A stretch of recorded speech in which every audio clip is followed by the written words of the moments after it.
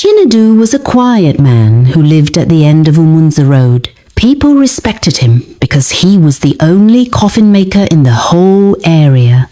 He worked with his hands, he worked with patience, and he worked with hope. But hope began to die slowly because people were not dying anymore. His workshop was full of finished coffins, more than 12 of them, all shining, neat, and ready for use. But nobody needed them. His hands were idle, his tools were quiet, and his heart became hungry. Hungry for work, hungry for money, hungry for customers, he always told himself. A coffin maker must never lack customers, even if customers must be created.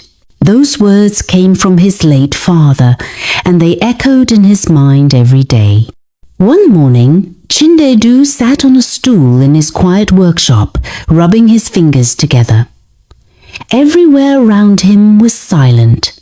No hammering, no sawing, no orders. It annoyed him. Umunza community suddenly became too healthy. People jogged. People drank herbs. People went for checkups. The last burial was almost 8 months ago, and that burial saved Chinedu from almost closing his shop. 8 months without a sale? 8 months without death. 8 months of watching his work rot in dust. His eyes twitched as he whispered, "Something must happen." Chinedu began to think of ways to encourage death in the community. Poison, accidents, traps. He wrote names in a small brown notebook. Possible customers. Mama Lucy, weak heart.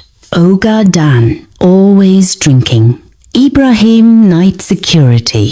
Ada lives alone. Mr. Uzo, stubborn smoker.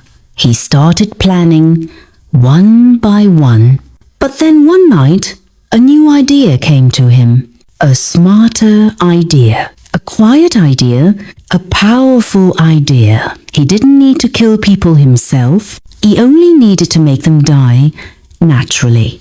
And that was when he remembered his girlfriend, Chioma, the popular bread, butter and hot tea seller by the roadside.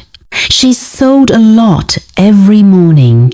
People trusted her. People depended on her for breakfast. People loved her, which meant she had many potential customers. One night, when Chioma closed her small wooden kiosk, Chinedu called her into his workshop. He locked the door. She sat down, wiping sweat from her forehead. "Chioma," he said quietly, "do you trust me?" She smiled. "Of course. You are my man." Chinedu leaned closer. "Do you want us to make plenty money? Money that will change our lives?" Her eyes widened. "Tell me now." Chinedu brought out a tiny container with a white powder. It looked harmless. It had no smell. He said, "Just mix a small pinch inside the butter you use for bread, and also pour small inside the hot tea. It will not kill them immediately. Sometimes it will take 1 week, sometimes 2. But when they die, their families will come to me for coffin." Chioma's heart jumped. At first, she wanted to refuse, but the thought of quick money, new clothes, a better shop, a better life, it entered her head. "What if they suspect?" she whispered.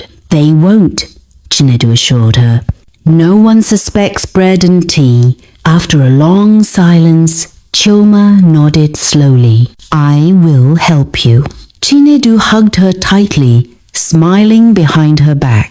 That night, they formed a quiet, deadly partnership.